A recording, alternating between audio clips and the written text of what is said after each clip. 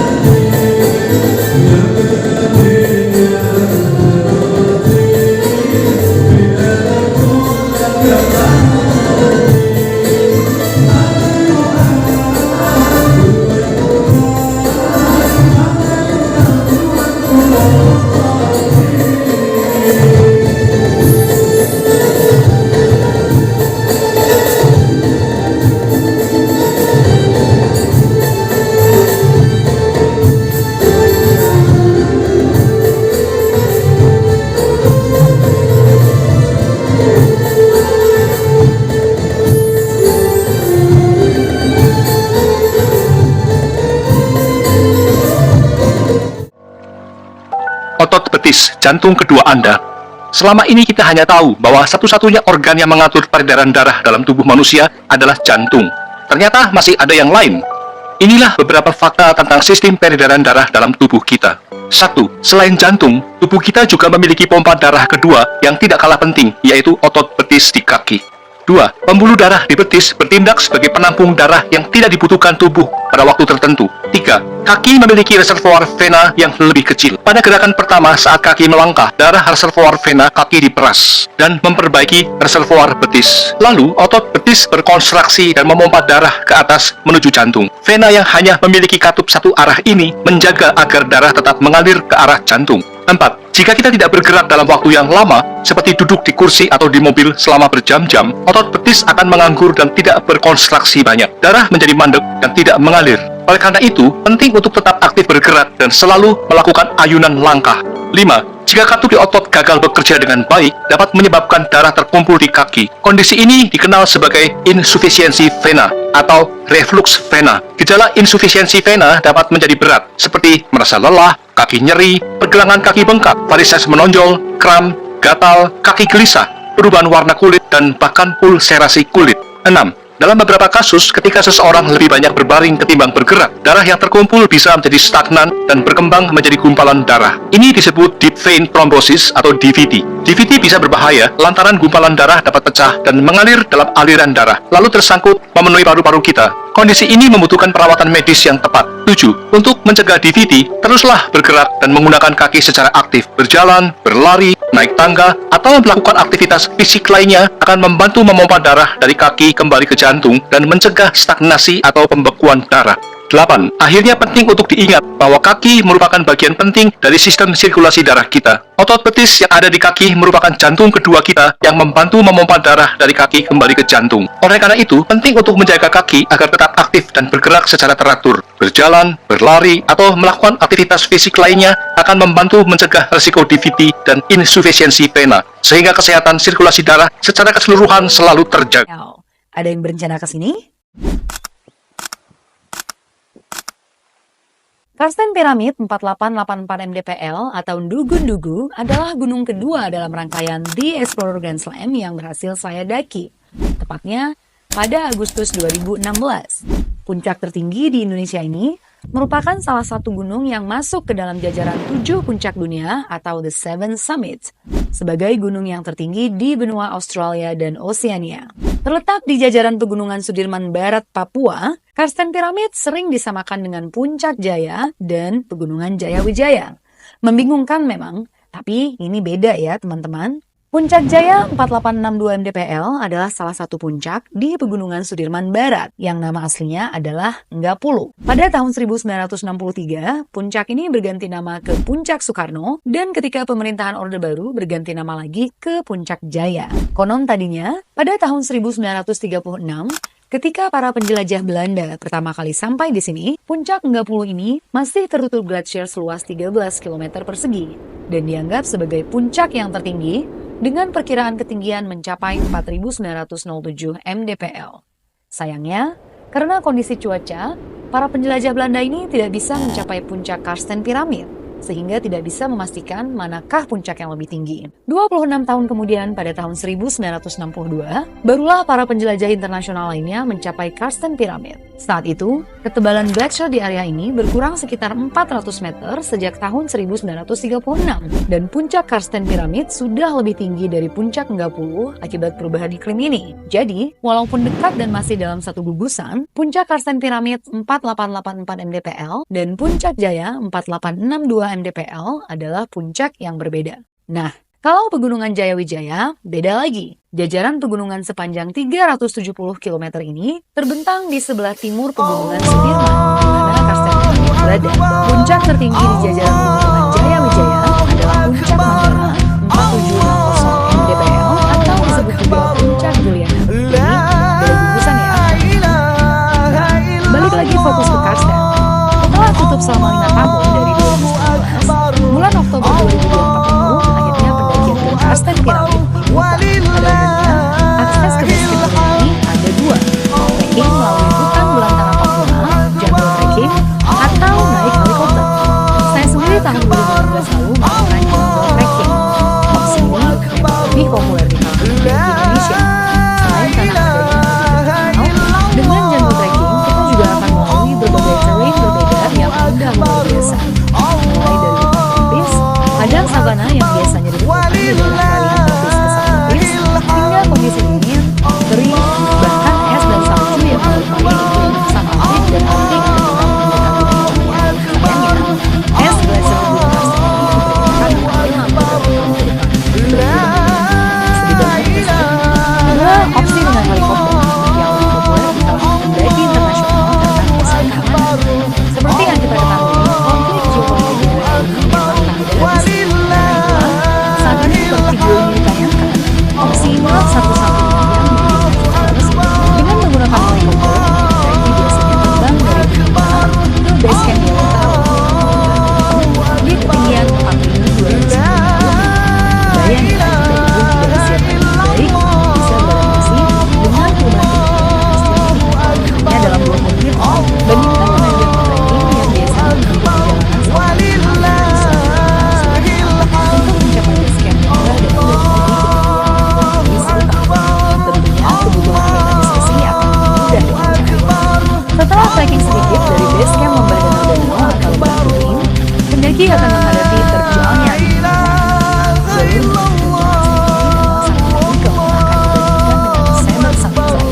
untuk mencapai puncaknya harus memiliki kemampuan fisik seperti trekking atau SRI dan tentunya latihan fisik yang memadai.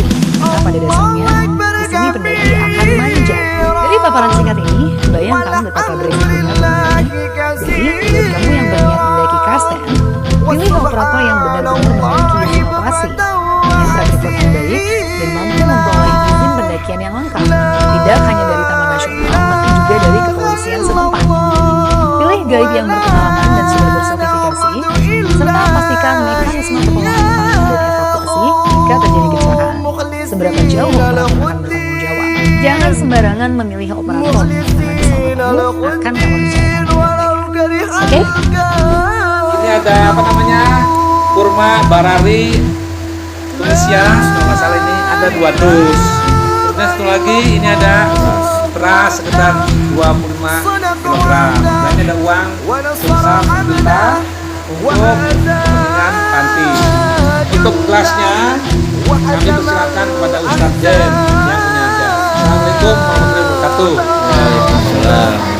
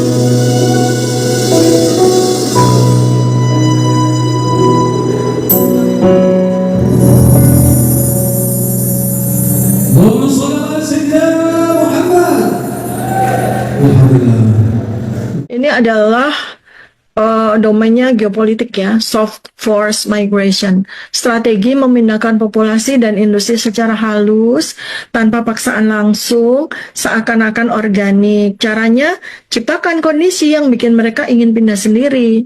Ya, jadi gimana caranya tuh? Banjir dibikin terus memburuk, mulai yang 30 cm sampai 3 meter gitu kan. Infrastruktur yang ada, jalan-jalan segala macamnya nggak diperbaiki. Kemudian perusahaan-perusahaan yang ada mulai mempertimbangkan untuk pindah keluar Jawa. Terus pemerintah juga abai dengan keadaan yang terjadi, malah sibuk membangun industri di luar Jawa. Sehingga ya udah, masyarakat nggak punya pilihan lain, pabrik-pabrik nggak punya pilihan, ya pindahlah kemudian, eksodus lah keluar Pulau Jawa. Sekarang siapa yang diuntungkan? Jika industri di Jawa ini benar-benar pindah, siapa sih yang paling diuntungkan? Ya siapa lagi kalau bukan global power dan investor asing-asing kan? Setelah asing-asing tuh Amerika Serikat dan sekutunya, dan asing ya tahu sendiri, China dan sekutunya gitu kan ya. Ya itulah yang diuntungkan. Industri pindah, lalu kan tanah Jawa jadi tanah bening kan itu tadi ya.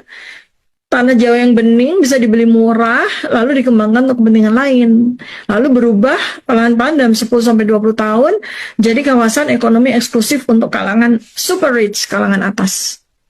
Terus pemerintah dan IKN diuntungkan nggak? Ya, iya, karena kan dengan pemaksaan seperti itu, akhirnya orang-orang kan mau nggak mau pindah kan ke IKN. Ya, pekerja industri, karyawan, ya pindah aja karena kantor-kantor mereka pindah juga ke IKN dan sekitarnya.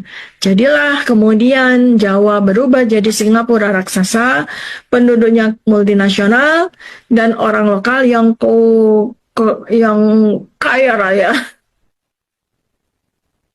Sementara perusahaan-perusahaan multinasional dapat insentif besar, fasilitas baru di luar Jawa. Jawa nggak lagi jadi pusat manufacture, semua industrinya pindah, ya kayak kejadian di beberapa industri kan juga udah pada bangkrut begitu kan, disengajakan. Tapi kemudian Jawa ini jadi Singapura raksasa, jadi pusat bisnisnya kelas atas. Jadi singkatnya, Bekasi ini adalah awal dari proyek yang lebih besar untuk mengosongkan Jawa dan mengalihkan industri ke luar Pulau Jawa. Prediksi masa depannya gimana? Ya, seperti yang tadi udah saya ulang-ulang, Jawa akan jadi zona ekonomi elit, ya. Zona urban premium hanya untuk kelas atas dan investor asing. Jadi pusat keuangan dan teknologi seperti Singapura atau Silicon Valley. Rakyat biasa, rakyat jelata nggak bisa lagi tinggal di Jawa. Jadi mereka harus pindah dengan alasan ekonomi dan lingkungan. Jadi transmigran semuanya. Tapi transmigran yang dilakukan super terpaksa dan ya akhirnya mau nggak mau sukarela gitu. Jadi apa yang bisa kita lakukan sekarang ini saudara-saudara sebangsa dan setanah air, sahabat Dr. Tifa semuanya? Pertama, kita harus sadari pola ini. Ini bukan sekedar banjir biasa. Ini bagian dari grand design, skenario besar. Sebarkan informasi, bantu lebih banyak orang untuk memahami apa yang sebenarnya terjadi. Kemudian tuntut pemerintah untuk transparan terhadap apa sesungguhnya yang terjadi. Jangan biarkan relokasi industri hanya menguntungkan segelintir elit dan mengorbankan rakyat jelata. Lalu apa yang bisa kita lakukan ya? Maka jika skenario yang saya sampaikan ini, hipotesis ini itu benar, maka ya kita mesti siap-siap. Coba kita meneliti lebih lanjut siapa sih pemain utama di balik pemindahan industri dan pengosongan Jawa ini. Kemudian amati sama-sama tren investasi di Jawa versus di luar Jawa. Kemudian awasi perubahan kebijakan yang mendukung eksodus industri. Nah, berarti kan sepertinya sesuai dengan apa yang saya sampaikan panjang lebar tadi, kayaknya enggak ya kalau kebetulan ya. Kayak kita tuh sedang menyaksikan sebuah skenario rekayasa demografi terbesar di Indonesia. Pulau Jawa mesti siap-siap, mungkin nggak akan sama lagi dalam 10-20 tahun ke depan. Nah, apakah kita, Anda, saya, semuanya, kalian siap menghadapi masa depan ini? Bagaimana?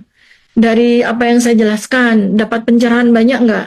Tulis komentar paling keren dan paling cerdas Anda ya. Sebarkan video ini, membangkitkan kesadaran. Jangan lupa like, share, subscribe untuk lebih banyak analisis seperti ini dari Dr. Tifa pada video-video selanjutnya. Insya Allah. Sampai jumpa di video berikutnya. Wassalamualaikum warahmatullahi wabarakatuh. Salam kebenaran.